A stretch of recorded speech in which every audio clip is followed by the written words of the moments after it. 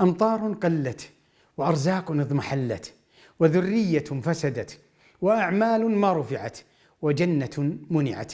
أتدرون لماذا؟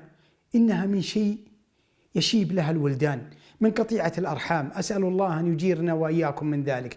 تقاطع الناس على ماذا؟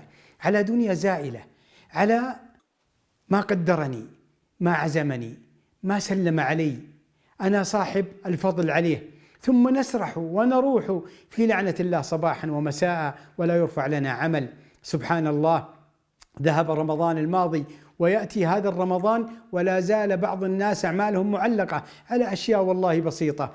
ولو علمنا تلك العقوبات لعنة من فوق 7 سماء، وأيضا أنه لا يرفع له عمل، وأيضا أنه مقطوع الصلة بالله، وأيضا أنه معجل له العقوبة في الدنيا مع ما يدخر له في الآخرة، وأيضا أنه محروم من الجنة في أحاديث كثيرة. أسأل الله يجعلنا وإياكم من الواصلين، وأن يجعل هذا الشهر ممن ترفع لهم الأعمال نحن وإياكم. وصلى الله وسلم على رسوله.